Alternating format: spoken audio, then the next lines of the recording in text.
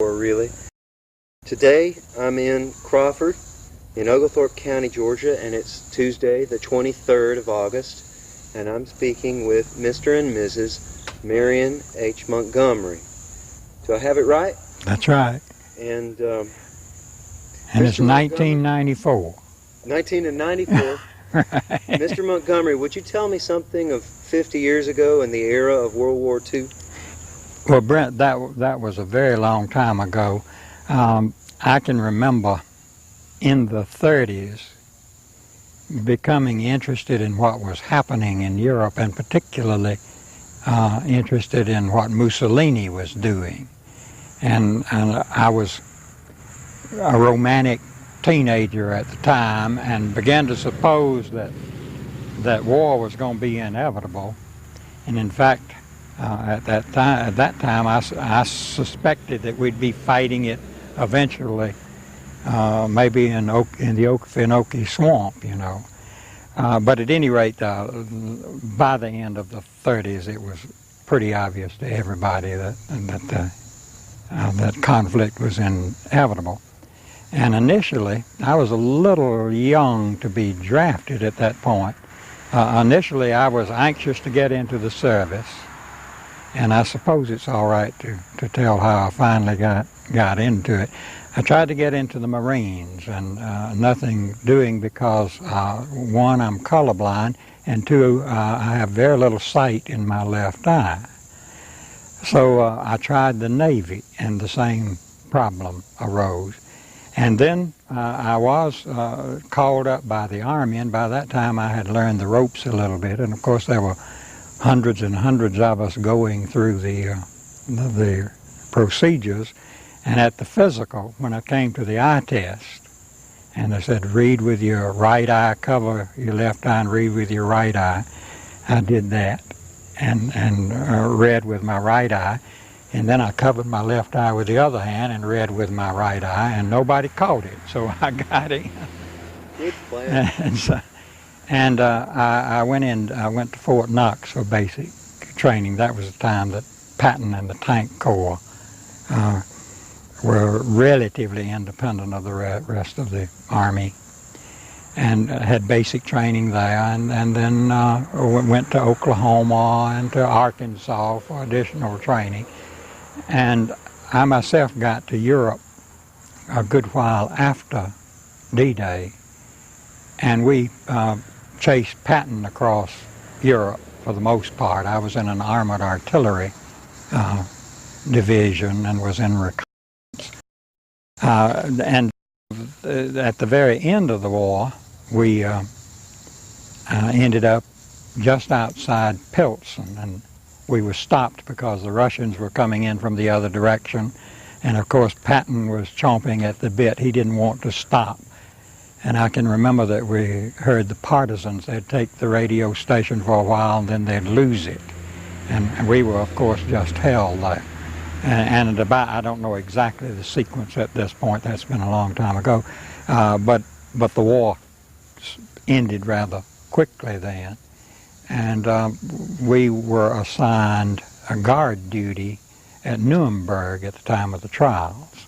And one of the things that I remember and have often remembered was that when we went through Nuremberg on our way to Czechoslovakia, we had to go through narrow lanes. The town was devastated, and the bulldozers had cleared a path for us to go through. And it was not very long after that we came back to Nuremberg, and when we got there, I was amazed to find all the bricks clean, stacked up, ready to rebuild in that brief a time, you know. It was right impressive to me because it had been so devastating.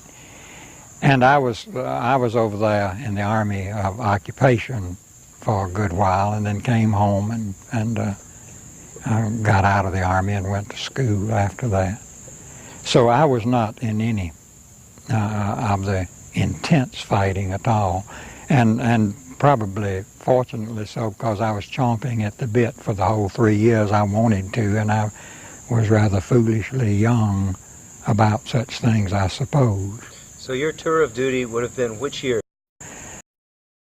let's see, from about 42 or early 43. Again, I don't remember the exact dates, and for about 3 years. So about 46 sometime? Late 46. And I came to the university to go to school in 47 then. Where were you living before you joined up? Where had you... Well, I was born and grew up in Thomaston, just south of Atlanta.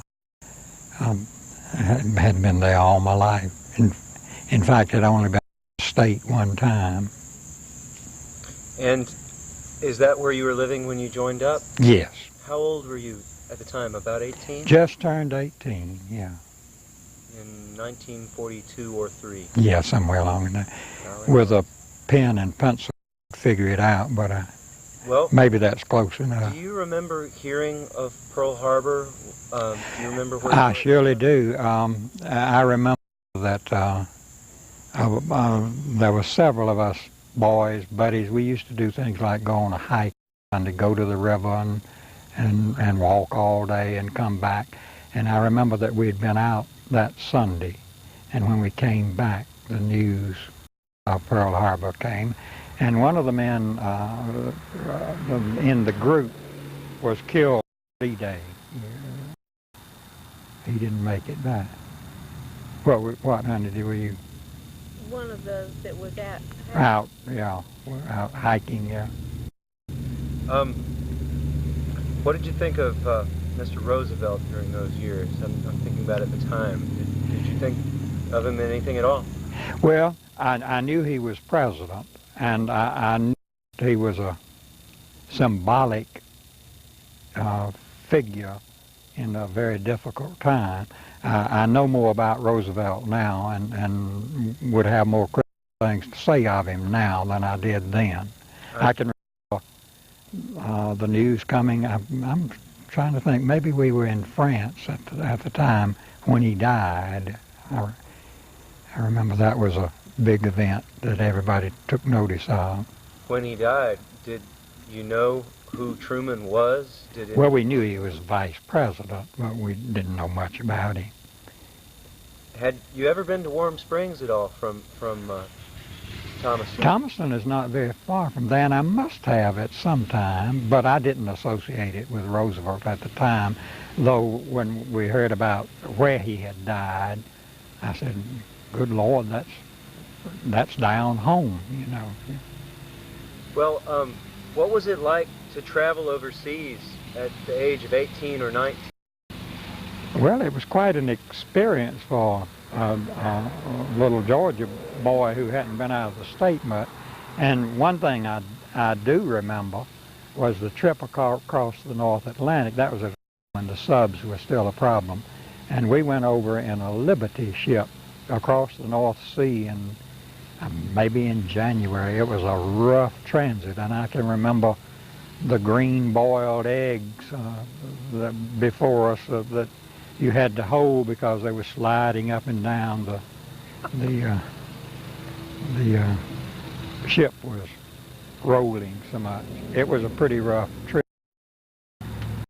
That everybody was doing that sort of thing, you know. It's like assuming that during the Depression everybody ate collard greens and cornbread, you know. That was what people did, and it might as well have been caviar as far as I was concerned. What other foods do you associate with the military and that time? Oh, sea rations that you had to heat up in the field, and reconstituted eggs. I can remember that it would be a great day, much celebrated, if in fact we had actual eggs. You know, the word would go around and everybody would get excited about breakfast, you know.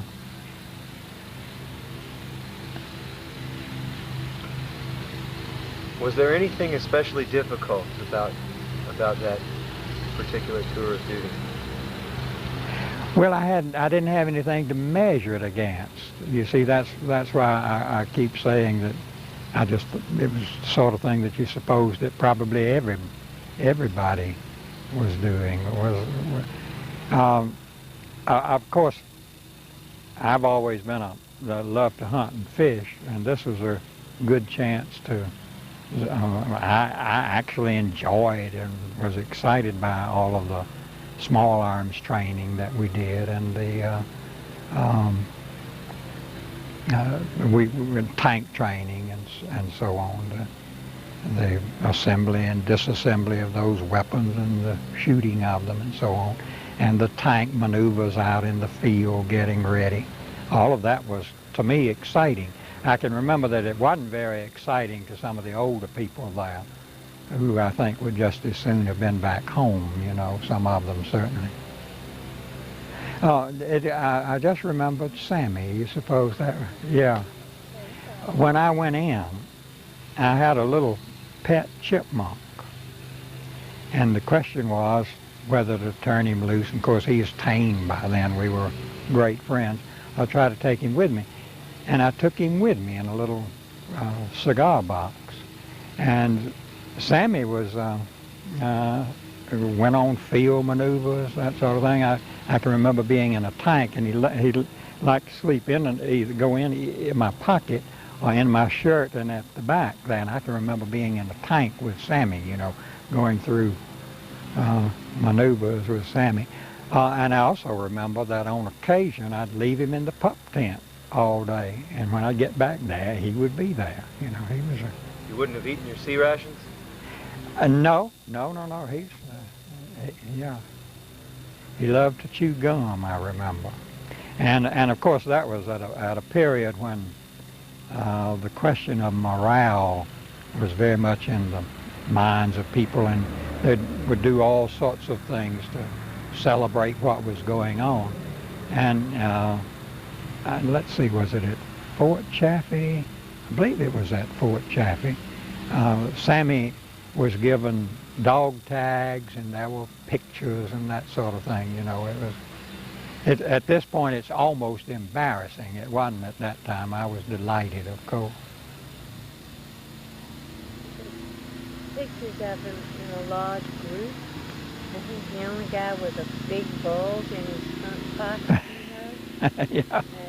You know, the company portrait. And as a matter of fact, everybody wanted Sammy. He didn't like him, so he ran back in the pocket. We couldn't get him to stay out. So Sammy was a mascot of sorts for this? Yeah, it turned out so. I can remember he slept in a box, and of course we were in barracks, maybe 30 or 40 people to a unit there. And I can remember occasionally at night somebody screaming. Sammy would have gotten out of his box and gotten into somebody's bed, and I always knew what it was. You know, it was Sammy somewhere on the prowl.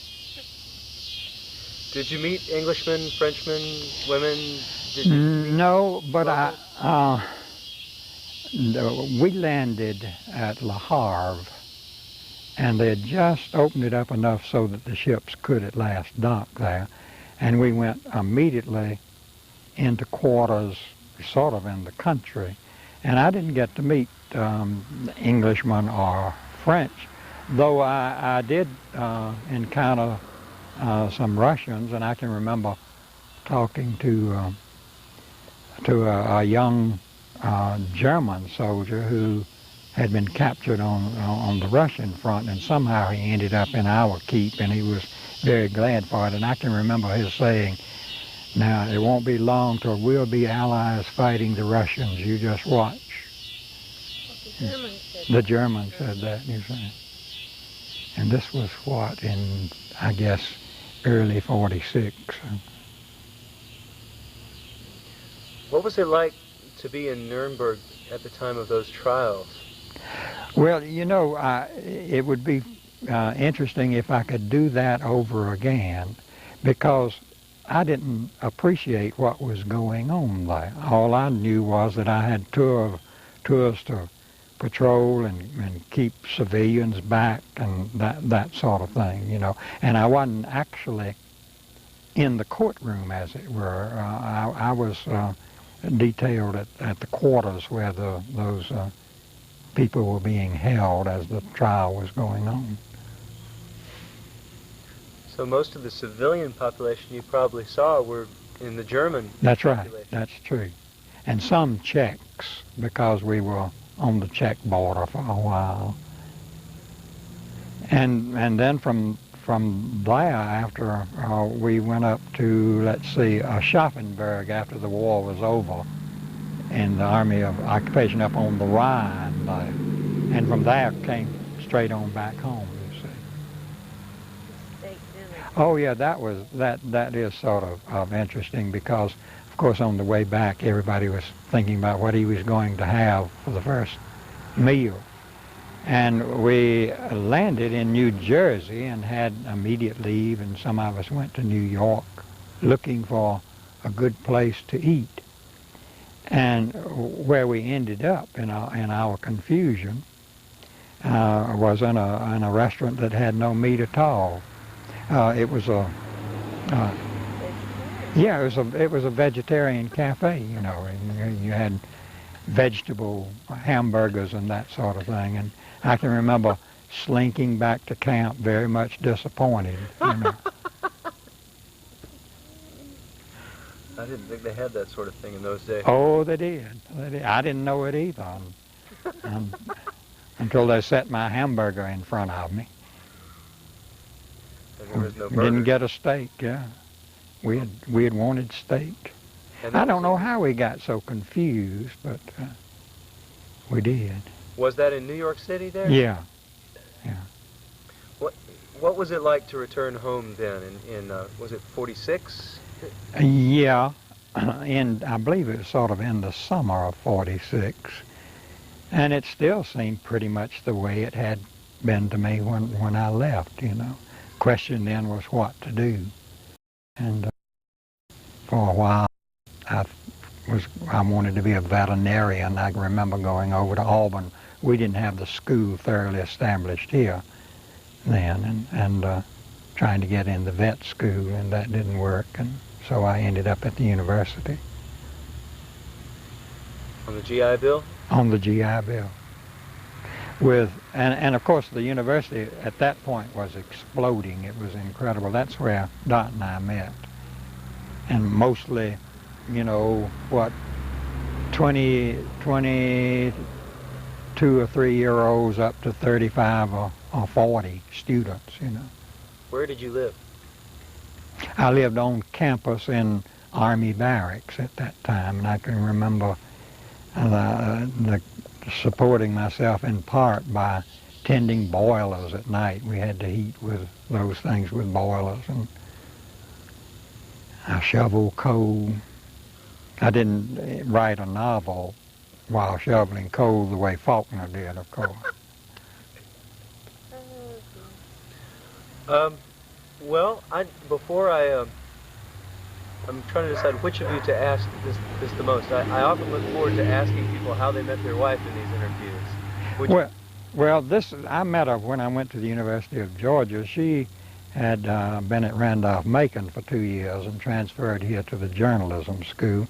And we met on the Georgia Cracker, I think, one at the student magazine. And both of us were working on it.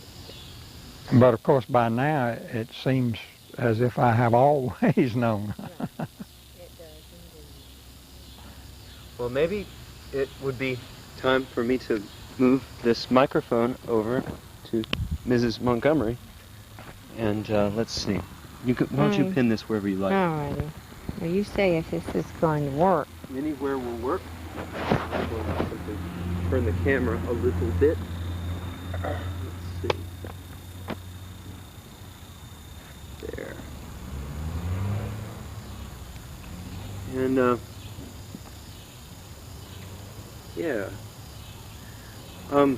Mrs. Montgomery, would you tell me your side of things? Would you tell me a little bit of what you remember of 50 years ago? I'll tell you what I think of that you might be interested in, but before we leave him, I will recall to you that you went on a wild boar hunt several times, and that you really, those were your first and last experiences as a... There was a Boston lawyer who nearly shot us all. He'd never done that sort of thing, I remember.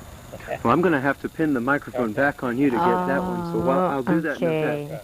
Well, it's just that we have a photograph of him and other youths about this slain wild boar, which they were going to eat. There were several pigs. We Yeah. ate them for Thanksgiving. Yes, it was not just a sport venture. They ate the boar. And the Germans were wanting them to die. I'll come back with the microphone, but right now I'd like to hear a little bit about your early life. Oh, my early life was in South Georgia, where it is flat, hot, and pretty nice. And I had a very good depression because I didn't know there was any difference. And I was a child, and we got to play a lot, and that was fine. And we didn't care whether we had shoes or not, so that worked out very well.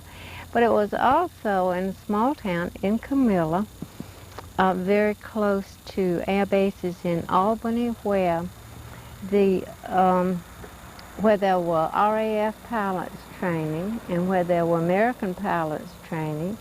And in Moultrie, Georgia, there were American pilots training, small fighter planes, if I recall properly. And in Thomasville, there was a small airfield with people training. And near Albany, I forget exactly where, there were POW camps for Germans.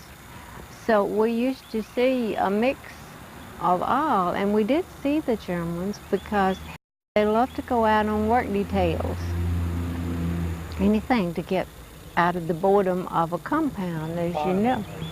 And they went out on specific farming work details. The nut crops, the pecan crops, for instance, would be gathered by these men often. And the men, by the time that I recall, I don't know how it was to begin with, but by the time that I recall, I would see in the open trucks where they were going through the small towns and heading that way, very young men and men who looked to be very old. They may have been aged prematurely by the hardships that they had gone through, but they were the last of the persons brought into the army for fighting. They were not elite corps or anybody, and they'd had hard luck, and here they were millions of miles from home. But they looked not unhappy when they would be going through. They would be going for a day in the fields with lunch brought to them, and this would be in the fall to get the nuts. It was a nice excursion, and so I have a good memory of that, despite the fact that I'm sure it was a rumor-laden time for them. They say that nothing travels so fast as a rumor in a POW camp, because they sweep through like waves that you have control over these rumors, and they would hear that the war was almost over. No, it wasn't. Their side won. No, it didn't. This is hindsight, as we've heard from some of them later years. But we saw those and the RAF pilots, and they were so young, and so few of them had been used to very hot, humid weather. And they had to train in that hot mid-South Georgia. And it was very hard on them. Some of them were sent back to England simply because they couldn't stand the heat, and they were not able to advance in control of planes. They would, sort of pass out. And that was a great disappointment to them. But they didn't hear.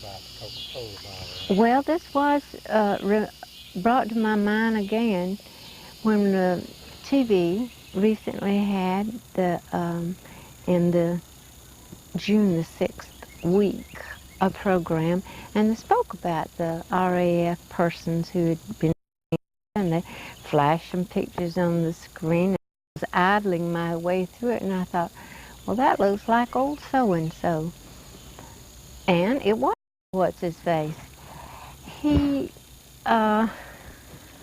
courted a young lady of my acquaintance who lived about 5 miles out from Camilla, and he would fly over her house on training patrols and drop messages in the cow pasture that were in Coca-Cola bottles and set up a date, and But we had a lot of fun because we went places in groups. It was the only way you could do.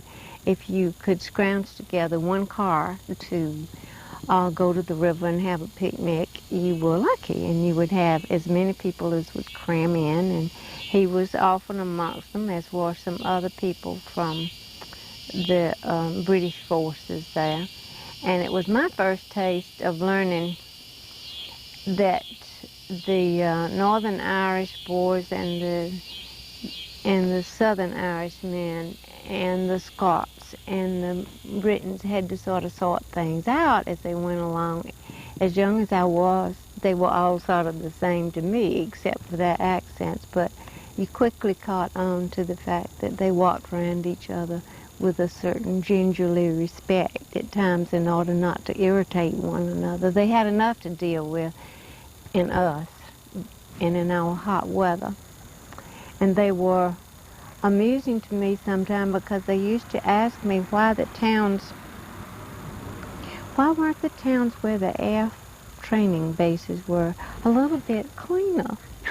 And I thought, don't you realize they used to have, I'll just make up a number, 5,000 people. Then suddenly all of you guys are here, boom, and we have the same facilities and the same services, and it's sort of hard for us to keep it that clean with all of our company. Oh, they would say, well, oh. But nobody put an air base in a scenic park. Mm-hmm. You put it in some flat space that you could buy cheap and bulldoze and slap some concrete on. And so their bases were not all lovely, and the towns were just jammed to the hilt. And it was difficult to keep things really, quote, nice and clean and neat, and to have enough restaurants for the weekend to do. But by and large, I think that we worked it out very well. And when this television was going on and they were showing something about the American, there was remarkable that she felt that the British men were rather generous in their attitude toward our men being there, and were not super jealous of their keeping company. And I recall that here, the other way around. I thought by and large the men that were left, and there were not a great deal of them because they were off at some base somewhere else, or trailing around after Patton, or with your grandfather, or some such thing as that. The ones who were left were moderately generous about sharing the company of the young ladies with them. I don't recall any getting really out of sorts about the fact that we saw our high school buddies during the week, and then we saw our RAF buddies on Saturday night, and then our high school buddies, and then our Army buddies. We all mixed it up together. But there was not a lot to do in some of our little towns. Well, I was wanting to ask. I mean, I don't think of them as hotbeds of entertainment. Well, we were on our own resources. We had some people who played piano well enough for us to have dances in the living room, on the front porch, on that sort of thing, and we did. And I can remember dancing many a different way when you dance with people who've come from so far and wide. And we did that. We had a few little old records. We had Harry James records. I could play them off the hit parade right now. And we, quote, went to the river, that infamous Flint that has just raged its way through South Georgia. Has always been one that commands your respect because it was strong undertows and so forth. But we knew some sandbars to go to.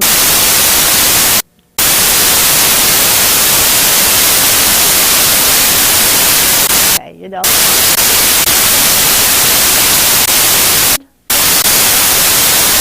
They were, that was okay. And that for men, you know,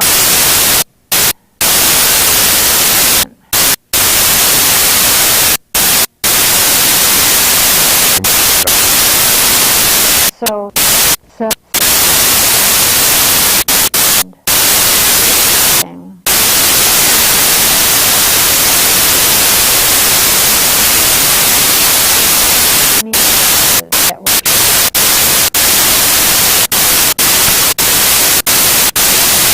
again to little up and that for that training hospital.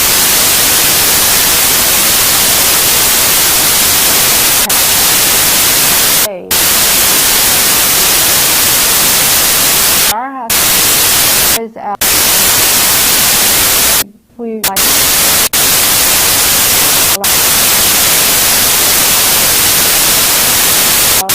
guess what? I see we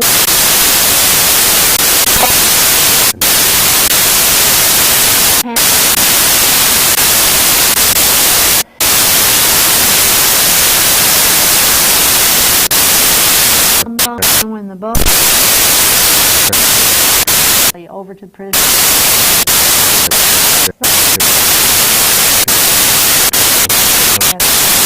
Yes, they were dead.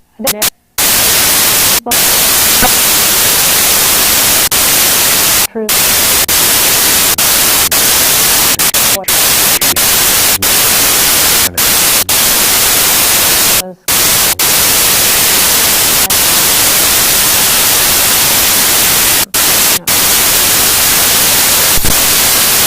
Our boat was having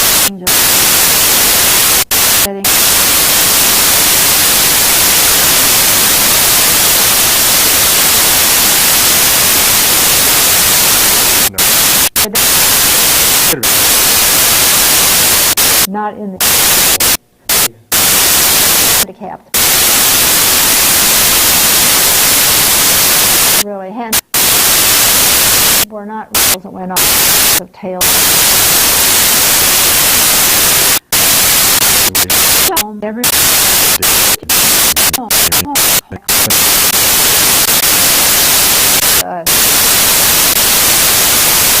That were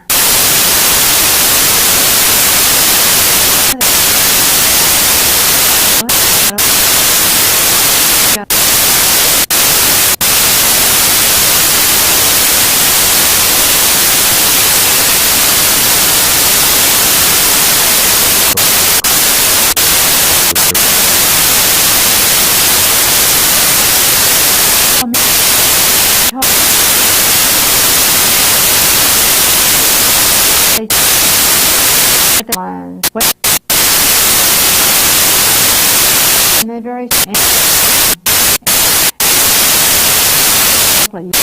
one having this not very much close or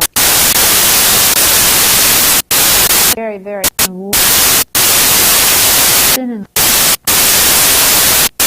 we was getting but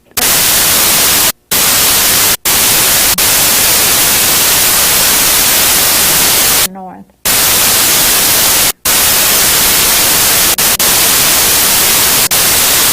There's a lot of there.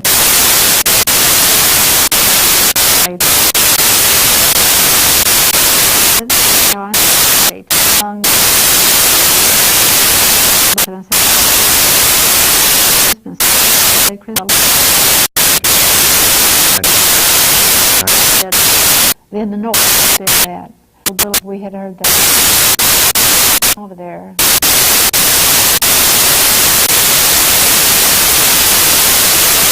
Things don't anything later.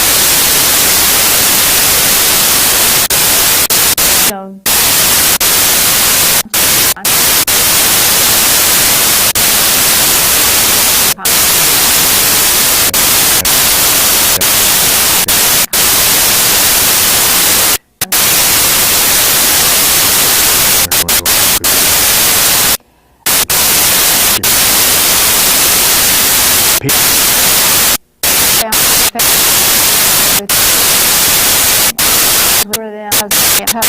what was this?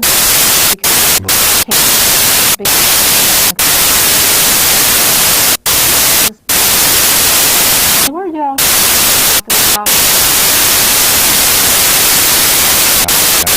Where else they could? But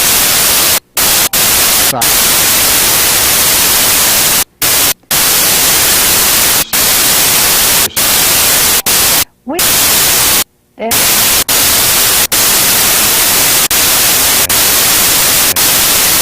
haven't got. I would love to have it, but I would.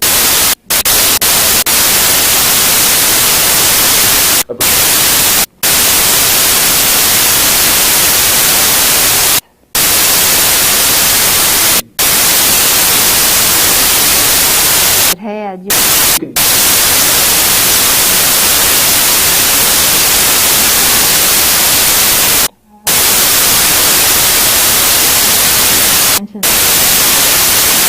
had mentioned and that happened. And with the it was on.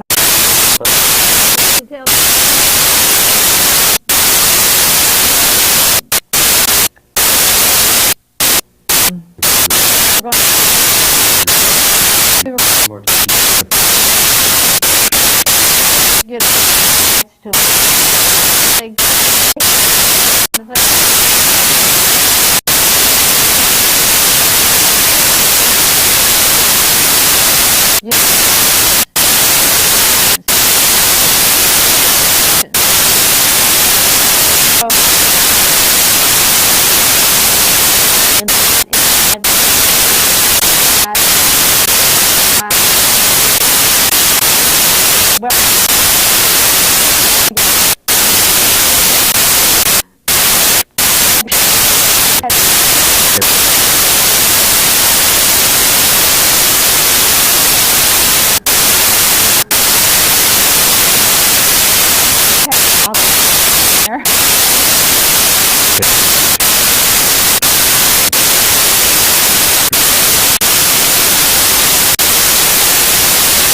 Keep everything.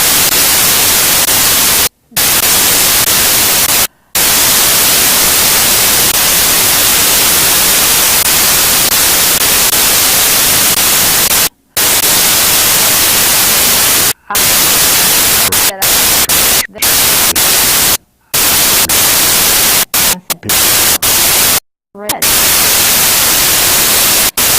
But not to do it.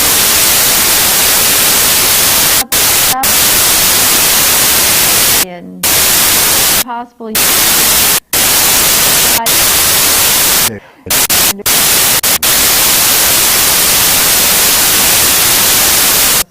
Actually,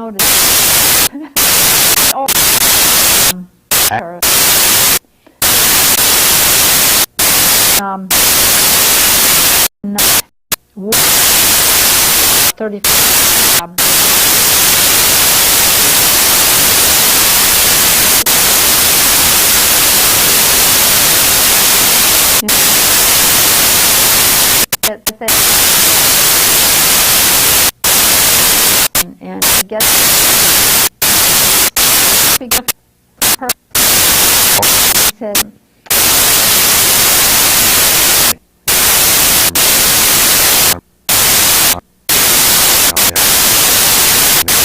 I mean, of course, we got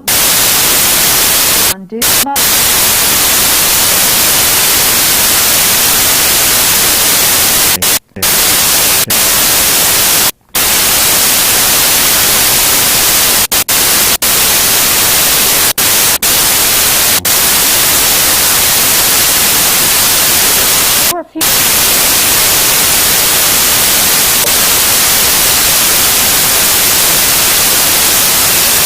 And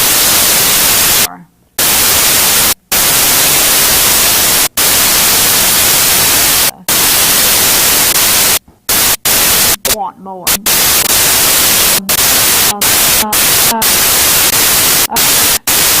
I can't.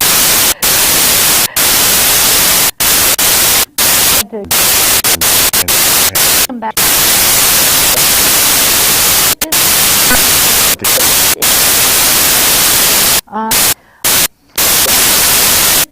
That was to cut down to this. All sounds new. wonderful. I mean,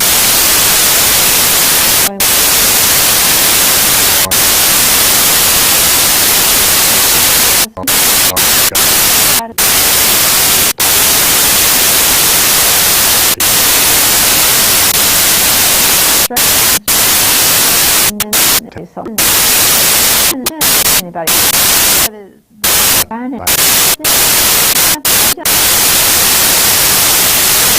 oh.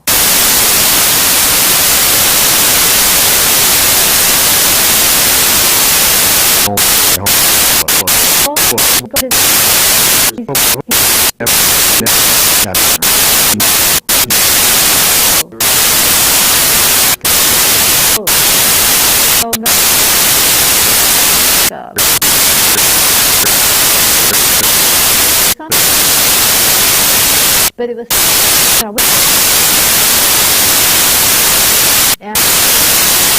and you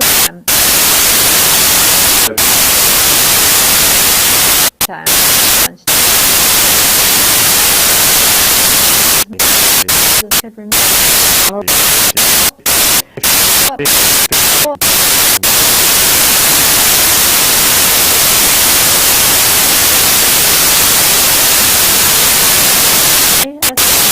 he did. And he was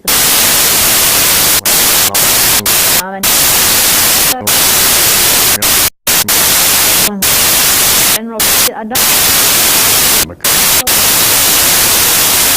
there helped.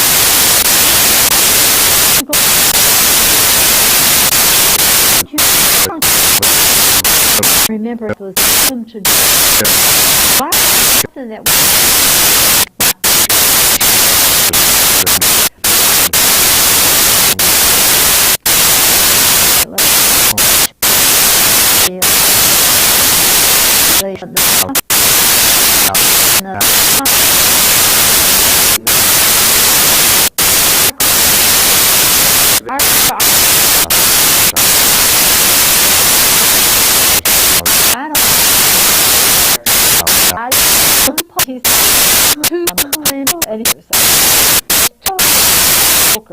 something that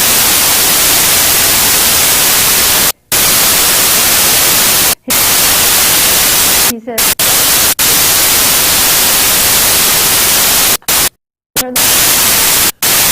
yeah,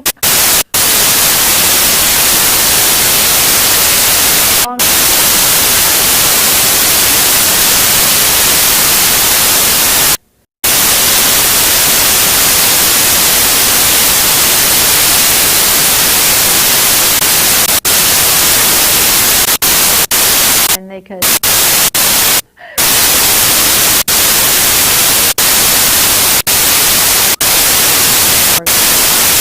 color and with past really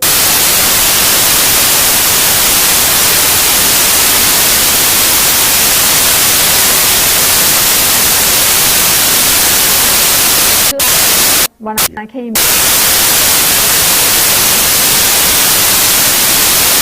and he said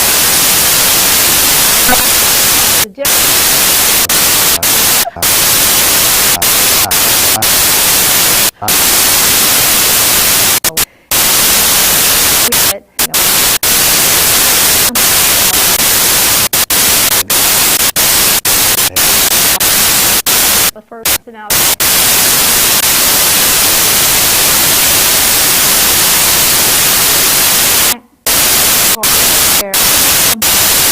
And we moved.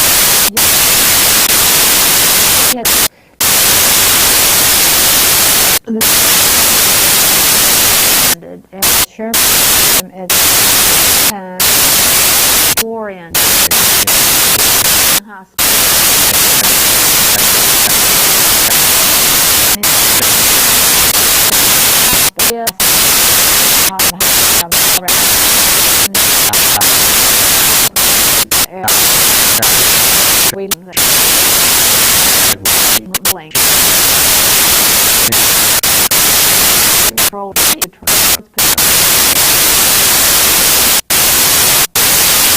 came around.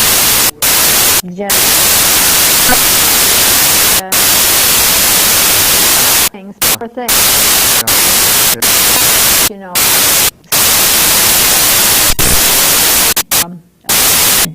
I should not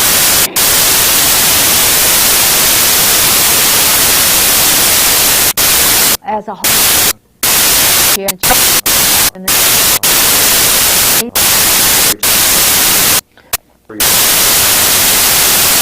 front to the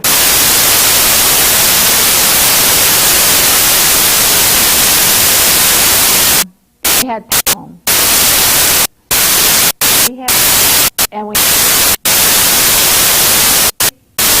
We got we're front to the hand on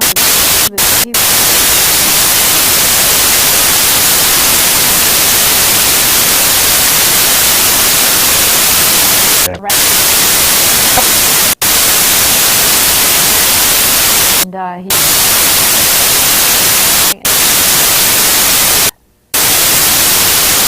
drove down.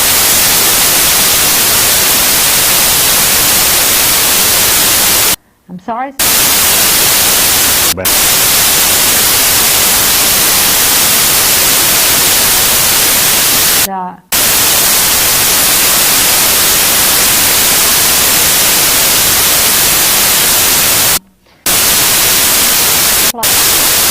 See,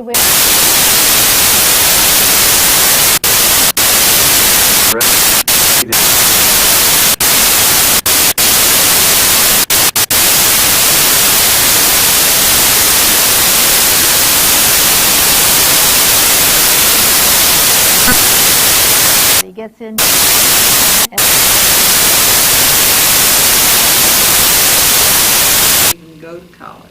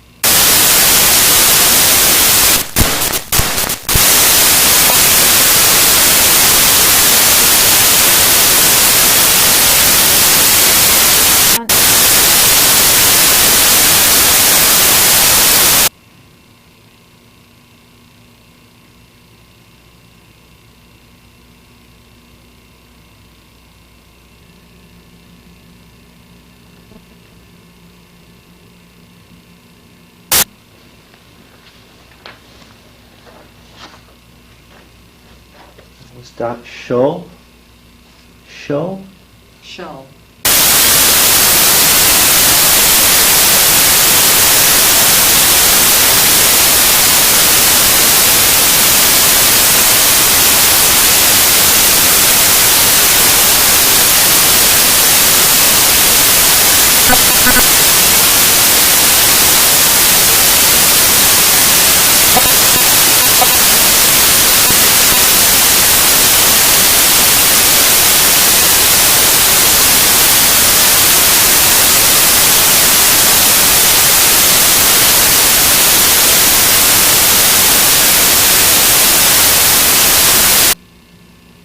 Bad things were girls getting pregnant.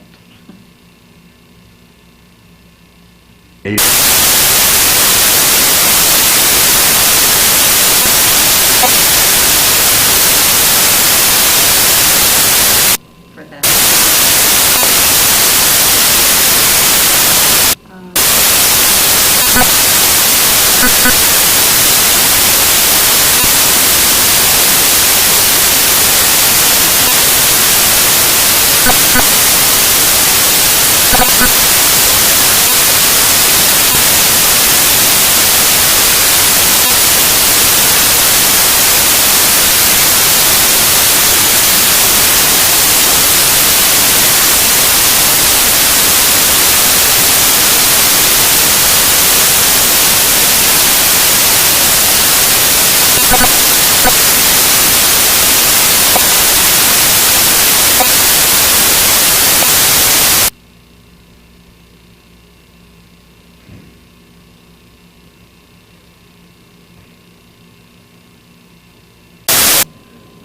She lived in Findlay, Ohio.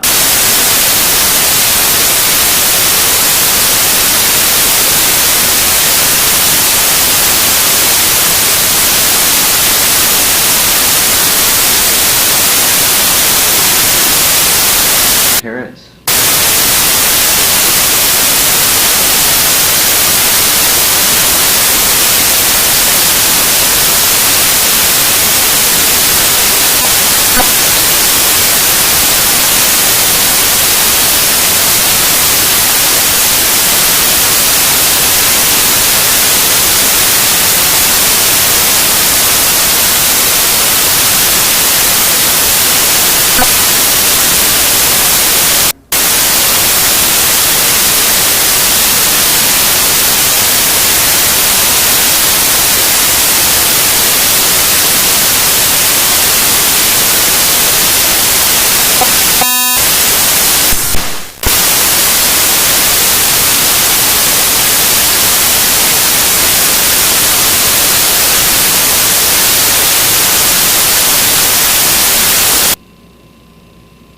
And was, I persisted though. 17 and a half years and 5 different universities before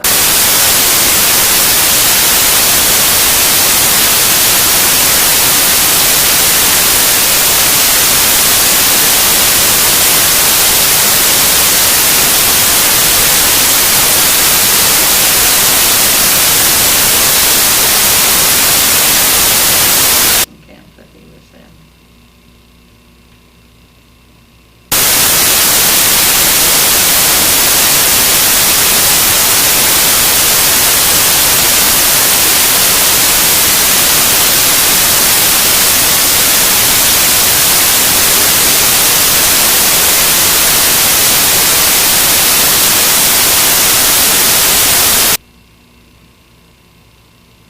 Which in essence is like, right?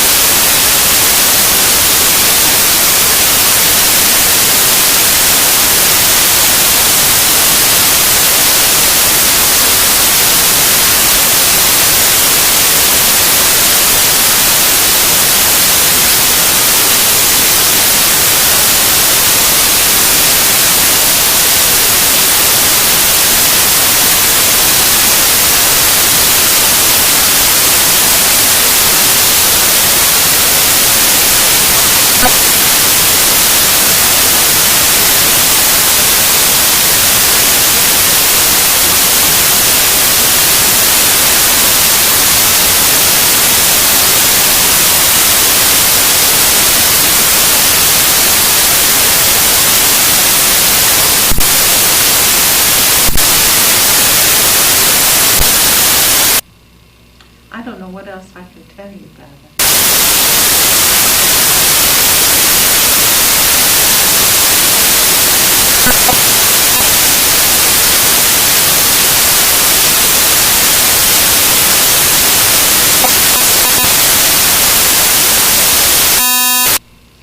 So I guess you would say I'm primarily English. And would you say the one?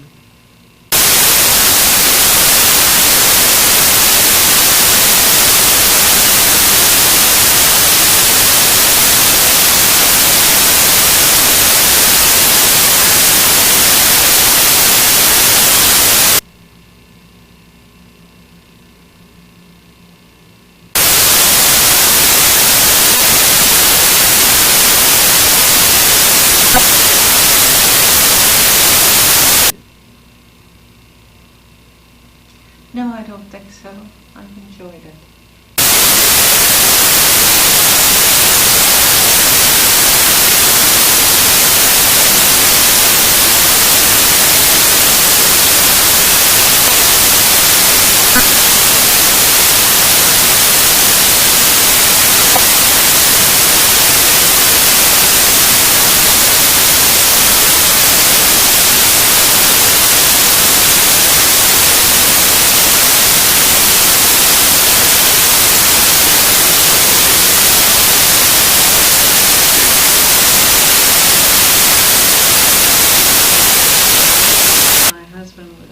About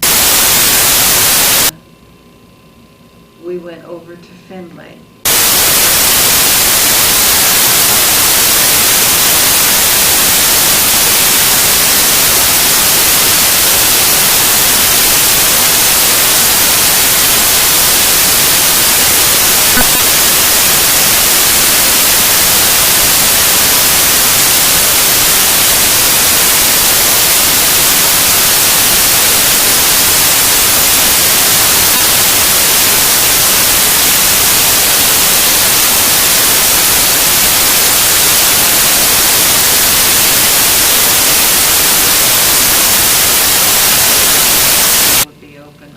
Monday nights.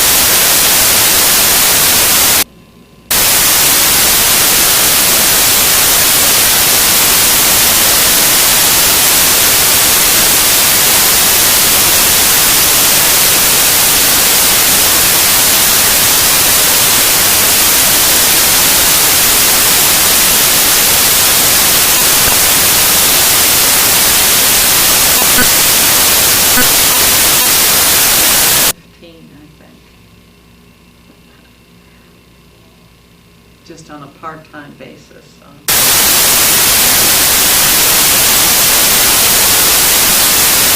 My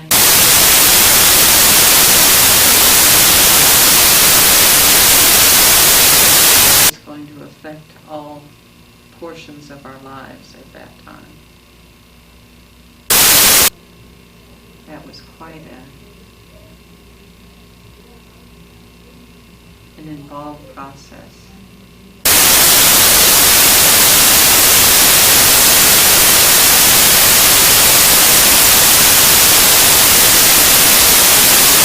The full realization. Don't think.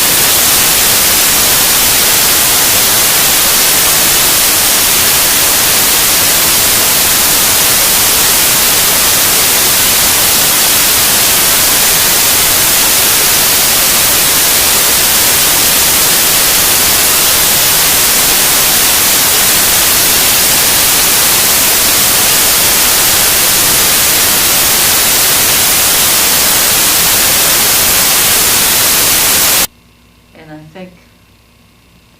there was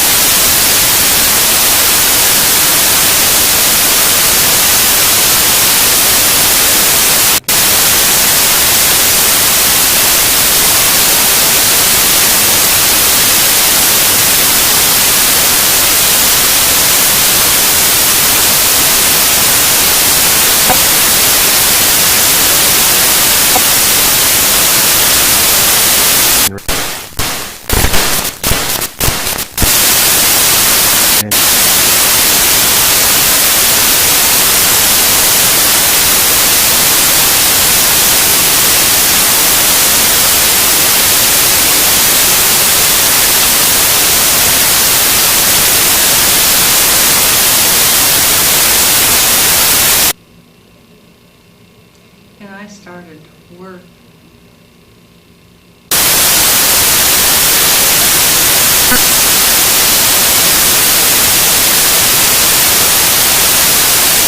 as other places. And actually, I was the only one in my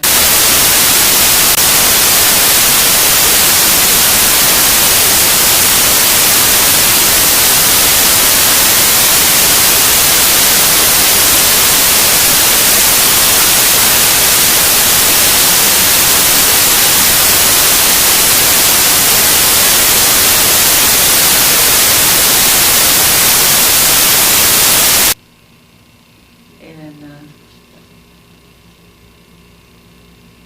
course, right along the lake.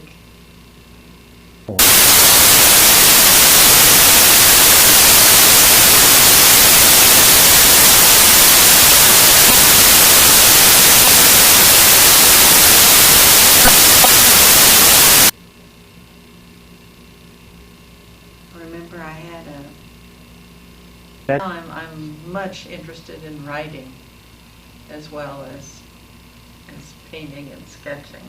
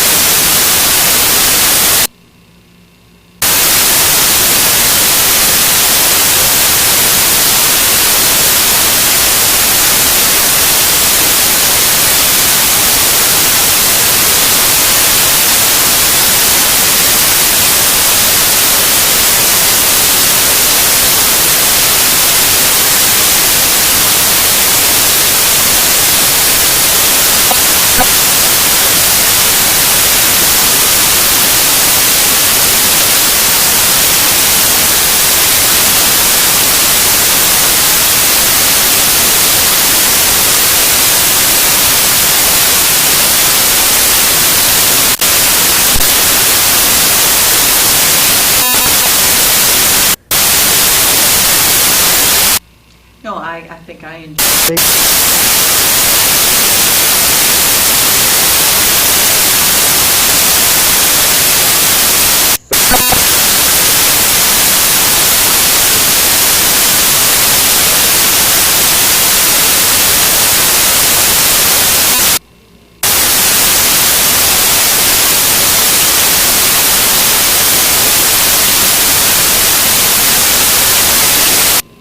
to say about anything. Scientists that came over here, worked at Wright-Patterson and at Huntsville and other places.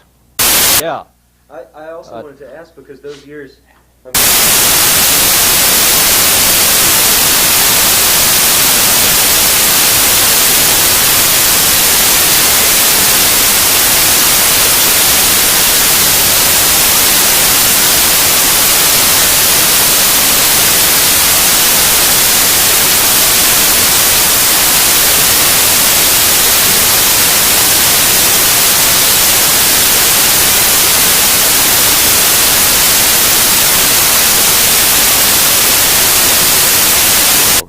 liquid fuel rockets.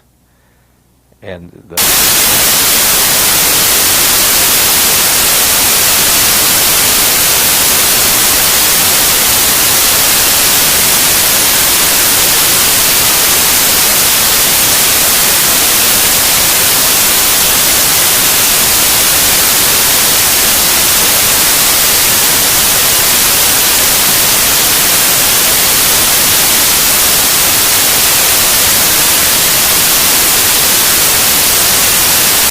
So we Americans were on one side of the Rhine, the Germans were on the other, and for best part of a week we just kind of looked at each other.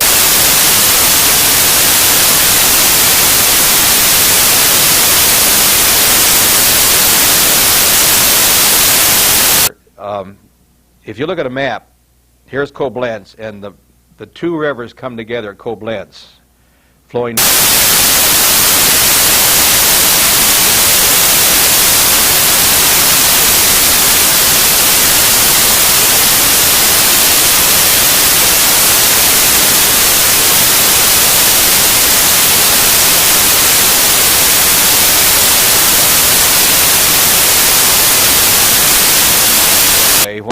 When my outfit finally went across the Rhine, we did it in jeeps.